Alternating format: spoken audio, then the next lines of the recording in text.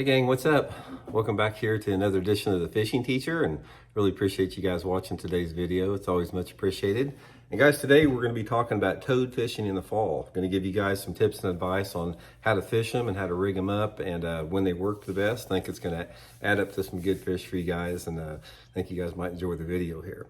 Okay guys, these are the toads we're talking about. If you're not familiar with what a toad is, it's basically a soft plastic lure that has curly legs on this, and it's designed to be fished across the surface, just like a topwater lure. Now, frogs and toads, they've been around for quite a long time, but these, what's called like this is the Zoom horny toad. The toad is a little bit different from the frog because a frog is like designed just to sit on the surface and like barely be moved through lilies. And the toad is designed to be reeled at a fairly fast pace, and you get these tails buzzing a little bit. They make a nice little gurgling sound, a real soft gurgling sound across the surface. And these are big bass catching things, guys. There's been a ton of really big bass caught on these things over the past 20 years. And this is the time of year I like to use them. Now, for most part, when people think about toads and frogs, they think about fishing them around shallow vegetation, like shallow grass and around lily pads and that type of stuff.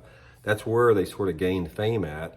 But really the past 5 or 10 years, a lot of guys have been using them just on regular lakes in open water, just on clean banks, that type of stuff, in the fall time of the year. And this is my favorite time to use it. So what I do is in the fall, when those water temperatures start to begin to fall in October and you start to get more fish moving shallow, one of my favorite techniques is to throw these toads just going down the bank, just like you would a buzzbait. If you're catching fish on a walking topwater or a buzzbait, a lot of times the toads will catch a lot more fish because it's a more subtle bait. And you can fish them at a lot of different speeds also. Some of them float, like the Zoom makes one called the Zoom Frog that actually floats on the surface. And also guys, I'll put the Baitworks link in the description if you guys want to order you some through there and give them a try. But it's just basically a more subtle topwater.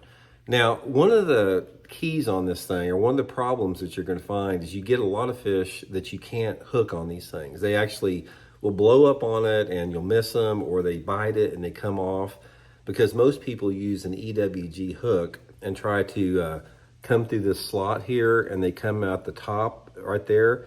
I don't like to do it like this. I want to show you guys how to rig this thing where you're going to get a lot better hookups. Just take a straight shank. This is a 3/0 Gamakatsu heavy cover worm hook. And I'm going to come in from the bottom here. And it doesn't really matter. It's like it doesn't matter when you're throwing this thing if it rides this side or that side. It doesn't matter. It works the same. So don't get caught up on having it have to ride across the surface on one particular part of the body. It doesn't. It can go on both sides. And what happens is some of these times it'll flip-flop around a little bit. You never know which side it's going to come up on.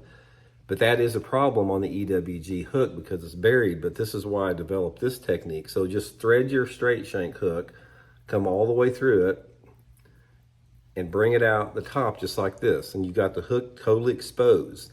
Now, when you cast it out there, guys, sometimes it's going to run across the surface like this. Sometimes it's going to run across the surface like that. It depends on how it lands.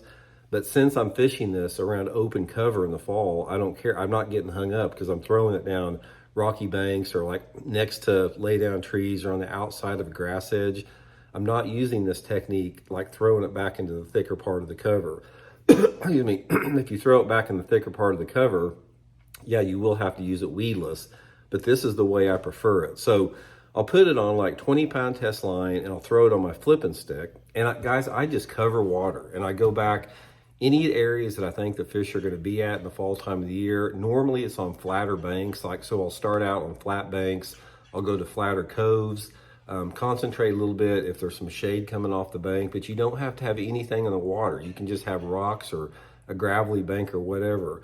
This technique is all about literally covering water, just putting the trolling motor down and going as far as you can in a day's fishing, throwing this thing right to the bank and just reeling it just with a medium retrieve, like a medium fast retrieve. And most of the time the bites are going to come usually about from the first 2 or 3 feet you start to retrieve to maybe halfway back to the boat. That depends on how deep the water is on the angle of the bank you're fishing.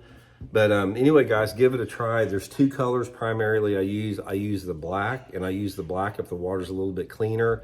say if I've got water visibility of like over 2.5 feet or so, I like a black under all conditions, and a little bit more stained water, I go to the white if the water visibility is like under 2 feet or so. But these are my two favorite colors that I use, just black or white. They both work really good. But anyway, if you're catching some fish on topwater this fall and it starts to slow down, or you start maybe missing some fish, just try a toad. It's a really good way to catch them in the fall. So hope it helps out. We'll talk later.